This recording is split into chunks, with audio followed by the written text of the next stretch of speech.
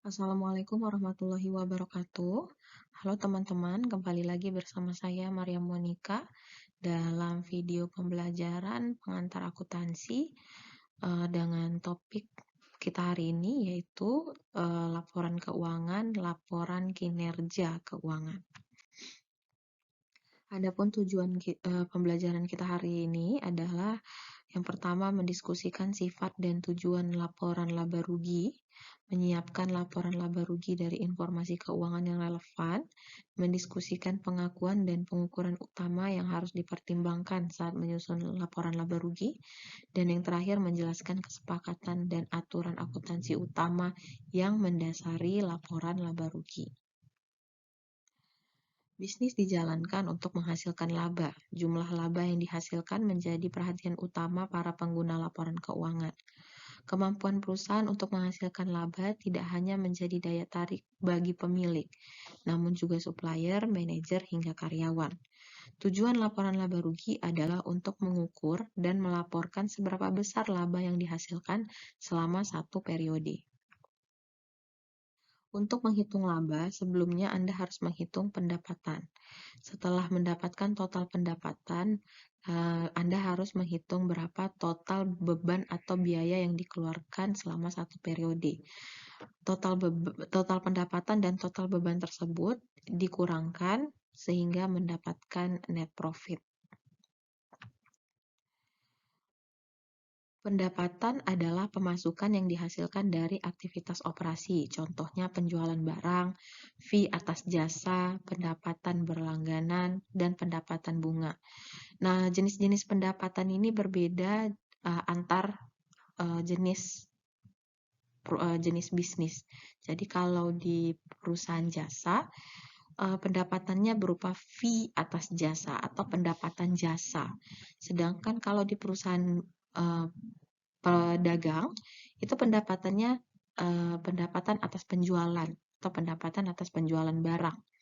Kemudian kalau di perusahaan manufaktur juga sama, pendapatan atas penjualan barang. Sedangkan pendapatan berlangganan ini adalah pendapatan yang sifatnya kontinu. Misalnya kalian berlangganan paket Zoom, maka pihak Zoom akan mengakui biaya berlangganan kalian sebagai pendapatan berlangganan. Sedangkan pendapatan bunga, misalnya kalian pasti pernah kan menabung di bank. Nah, kalau kalian menabung di bank itu pasti di akhir bulan saldo akhir kalian akan mendapatkan bunga. Nah, itulah yang disebut sebagai pendapatan bunga. Beban merepresentasikan pengeluaran dari aktivitas bisnis. Contohnya, biaya HPP. Biaya HPP adalah biaya atau beban untuk memproduksi satu unit barang. Atau dengan kata lain, berapa biaya yang kamu keluarkan untuk membuat satu unit atau memproduksi satu unit barang. Biaya gaji dan upah, ini pasti kalian sering dengar ya, kalau perusahaan pasti mau tidak mau harus membayar biaya gaji kalau dia punya pekerja. Kemudian biaya sewa, biaya penurunan nilai sepeda motor. Nah, di poin 4 ini ini berkaitan dengan aset tetap. Setiap aset tetap itu selalu mengalami penurunan nilai, maka jumlah penurunan nilainya harus dibiayakan pada laporan laba rugi. Kemudian ada biaya asuransi, biaya cetak dan ATK, biaya listrik, dan biaya telepon. Nah, ini merupakan contoh-contoh biaya yang sering kalian temui pada aktivitas bisnis.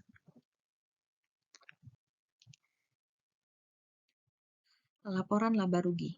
Laporan laba rugi menunjukkan total pendapatan yang dihasilkan pada periode tertentu dikurangi dengan total biaya yang dikeluarkan untuk menghasilkan pendapatan tersebut. Rumus umumnya adalah laba atau rugi periode tertentu sama dengan total pendapatan dikurang total beban. Laba merupakan suatu kondisi di mana total pendapatan lebih besar daripada total bebannya. Kebalikannya, rugi merupakan suatu kondisi di mana total pendapatan lebih kecil daripada total bebannya. Kalian pasti masih ingat dengan persamaan dasar akuntansi pada pertemuan minggu lalu. Persamaan dasar akuntansi yang sudah saya kenalkan adalah aset sama dengan modal ditambah kewajiban. Jika persamaan dasar ini kita masukkan persamaan laba rugi, maka bentuknya menjadi aset sama dengan modal awal ditambah laba atau dikurangi rugi ditambah kewajiban. Kalau kita kembangkan kembali persamaan dari laba rugi, maka bentuknya menjadi aset sama dengan modal awal ditambah pendapatan penjualan dikurangi beban ditambah kewajiban. Nah, dari persamaan dasar ini terlihat bahwa angka yang kita peroleh dari laporan laba rugi itu menjadi dasar untuk menghitung perubahan modal. Artinya, ketika kalian sudah menyusun laporan laba rugi, nilai laba atau ruginya akan dibawa ke neraca yang sudah kalian pelajari minggu lalu. Nah, di bagian sisi modal, itulah kalian membawa jumlah nilai laporan laba rugi itu ke dalam sisi modal untuk dijumlahkan ke modal awalnya. Laporan laba rugi umumnya harus menunjukkan laba kotor, laba operasi, dan laba bersih. Nah, susunan laporan laba rugi seperti ini biasanya kalian temukan pada perusahaan dagang. Namun pada perusahaan jasa biasanya laporan laba ruginya lebih simpel karena hanya berupa total pendapatan dan total beban. Sedangkan pada perusahaan dagang dan manufaktur, kalian harus menghitung laba kotor, laba operasi, dan laba bersihnya. Laba kotor merupakan laba yang diperoleh dari pendapatan dikurangi harga pokok penjualan atau beban penjualan. Laba kotor merepresentasikan pendapatan setelah dikurangi dengan biaya penjualan. Kemudian yang selanjutnya adalah laba operasi. Laba operasi diperoleh dengan mengurangkan laba kotor dengan beban operasi dan administrasi. Contoh dari beban operasi dan administrasi misalnya biaya telepon, biaya listrik, biaya gaji sekretaris atau biaya gaji administrasi, adminnya. Jadi beban operasi dan administrasi ini secara garis besar adalah beban yang tidak terlibat langsung dengan biaya penciptaan atau produksi sebuah produk. Jadi ini merupakan biaya yang timbul dari administrasi atau operasional kantor. Nah, termasuk juga biaya penyusutan peralatan atau perlengkapan kantor. Nah, itu juga termasuk ke dalam beban operasi dan administrasi. Kemudian selanjutnya kalian harus menghitung laba bersih. Laba bersih diperoleh dari mengurangkan laba operasi dengan hal-hal yang berhubungan dengan administrasi di luar aktivitas operasional. Misalnya beban yang timbul karena pajak atau beban yang timbul karena bunga pinjaman atau bunga bank, atau misalnya pendapatan yang timbul karena kita menginvestasikan uang di bank atau pendapatan bunga bank. Nah, jadi laba bersih diperoleh setelah kita mengurangkan laba operasi dengan pendapatan atau beban yang berkaitan dengan bank dan pajak atau beban-beban lainnya yang tidak terlibat langsung pada proses operasional dan administrasi.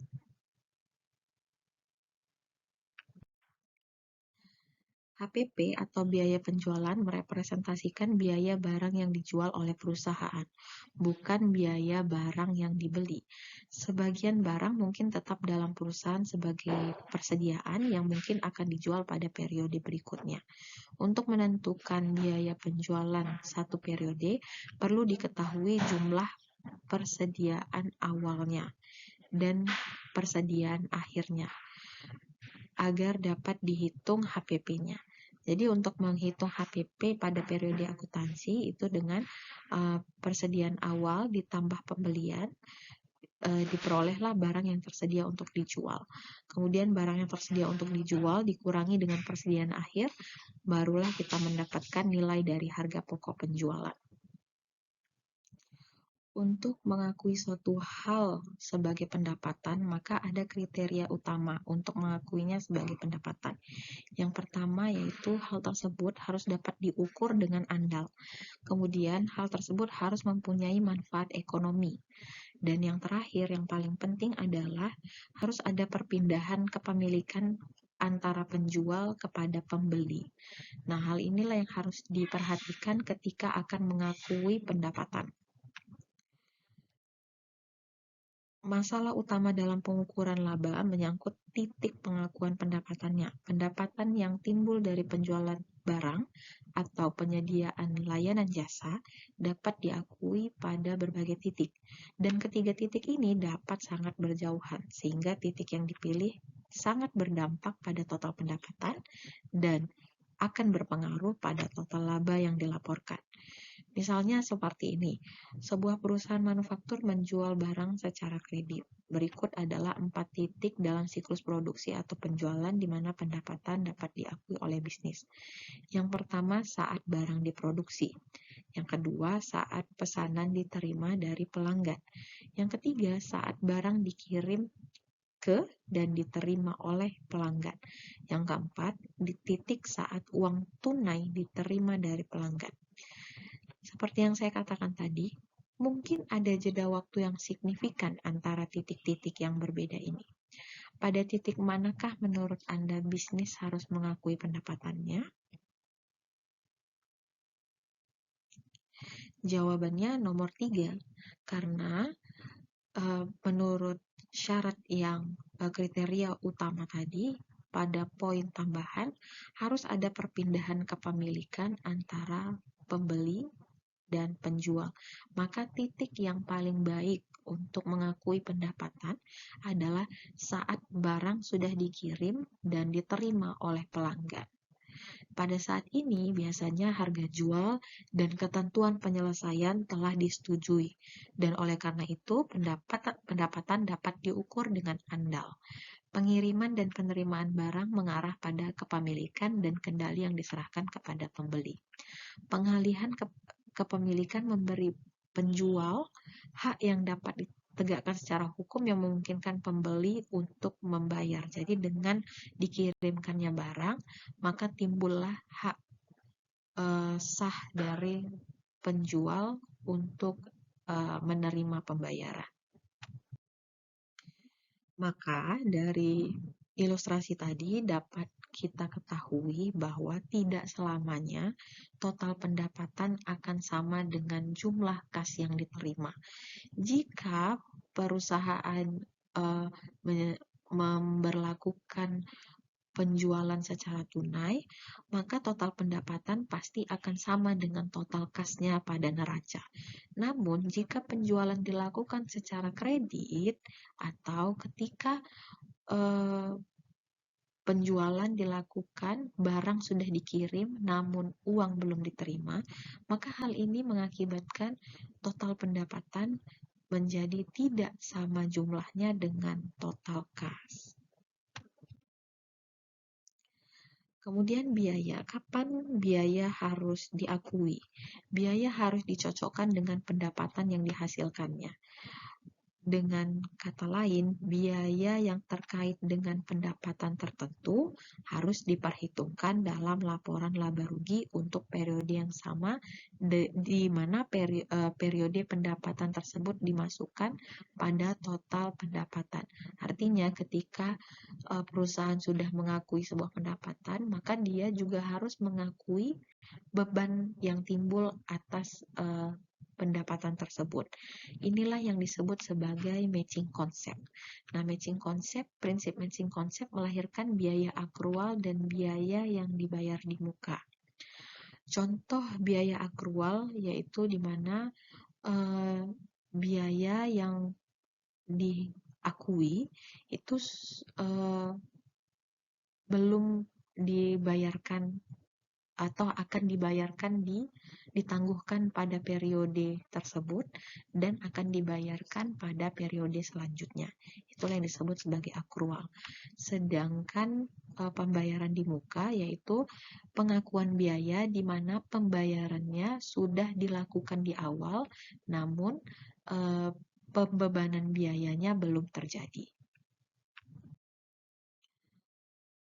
Kemudian ada hal yang harus dilaporkan pada laporan laba rugi yang berkaitan dengan penurunan nilai atas aset tetap. Hal tersebut disebut sebagai penyusutan. Penyusutan merupakan kondisi di mana terjadi penurunan nilai atas aset tetap berwujud atau tidak berwujud. Hal yang harus diidentifikasi untuk menghitung penyusutan yang pertama adalah masa manfaat, nilai sisa, dan metode penyusutan. Metode penyusutan yang akan saya kenalkan pada video pembelajaran kali ini adalah metode penyusutan garis lurus. Untuk menghitung penyusutan dengan metode garis lurus, kalian bisa menghitung dengan rumus penyusutan per tahun sama dengan harga perolehan dikurangi estimasi nilai sisa per masa manfaat dalam tahun. Nah, kita masuk ke contoh soal ya. Jika diketahui harga mesin sebesar 40.000 pound sterling dan estimasi nilai sisanya adalah 1.024 pound sterling, kemudian diketahui bahwa mesin tersebut dapat digunakan selama 4 tahun, maka berapakah penyusutannya per tahun? Silakan dihitung ya. Yang selanjutnya adalah perhitungan persediaan. Perhitungan biaya persediaan menjadi penting karena biaya persediaan yang terjual selama periode tertentu akan mempengaruhi perhitungan labanya. Sedangkan persediaan yang tersisa pada akhir periode akan mempengaruhi laporan posisi keuangan pada neraca. Untuk itulah bisnis harus menentukan berapa biaya persediaan dan persediaan akhir perusahaan. Hal ini dilakukan untuk membuat asumsi bagaimana pengelolaan persediaannya. Asumsi yang sering digunakan untuk menghitung persediaan adalah FIFO dan LIFO. FIFO yaitu first in, first out, yaitu di mana persediaan dikelola dengan mengeluarkan barang yang pertama kali masuk dan dikeluarkan pertama kali. Kemudian LIFO yaitu bentuk dari metode perhitungan persediaan di mana barang yang terakhir masuk dikeluarkan pertama kali. FIFO dan LIFO ini harus digunakan secara konsisten. Maka berlakulah untuk menghitung persediaan ini, maka berlakulah prinsip konsistensi dalam akuntansi yang menyatakan bahwa perusahaan harus menggunakan metode akuntansi yang sama dari satu periode ke periode berikutnya, kecuali jika ada alasan yang sah untuk mengubahnya. Kenapa hal ini harus konsisten? Karena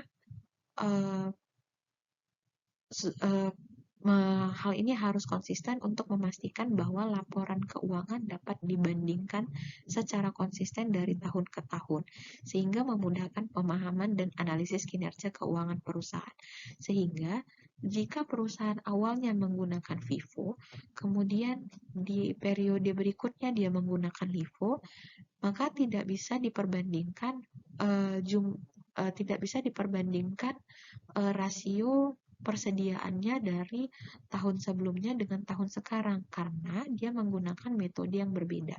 Maka dari itu, untuk menghindarkan kesulitan dalam menganalisis persediaan, maka perusahaan harus dituntut untuk konsisten menggunakan metode persediaannya. Kemudian hal yang mempengaruhi laporan laba rugi terkait dengan hal piutang. Dengan adanya tipe penjualan kredit, akan selalu ada risiko pelanggan gagal bayar. Kegagalan pembayaran pelunasan dengan alasan tertentu dapat dikategorikan bad atau tidak tertagih dan harus dikurangkan dari total piutang pada neraca. Untuk mengurangkan total piutang tersebut, maka perusahaan harus menimbulkan akun beban untuk menghapus piutang yang tak tertagih tersebut. Dengan adanya beban piutang tidak tertagih, maka hal ini berimplikasi pada pengurangan piutang dagang pada neraca, namun akan menimbulkan beban pada laporan laba rugi. Angka laba merupakan ukuran utama kinerja, dan hal tersebut sangat penting sebagai indikator kinerja perusahaan. Namun, untuk mengevaluasi kinerja bisnis secara efektif, penting untuk mengetahui bagaimana angka laba akhir diperoleh. Dengan demikian, tingkat pendapatan penjualan, sifat dan jumlah biaya yang dikeluarkan, serta laba yang terkait dengan pendapatan penjualan merupakan faktor penting dalam memahami kinerja bisnis selama satu periode. Nah, berikut ini adalah tugas yang harus kalian kerjakan. Jadi kalian berdasarkan data ini, silakan kalian susun laporan laba ruginya. Laporan laba rugi tersebut harus menunjukkan laba kotor, laba operasi, dan laba bersih.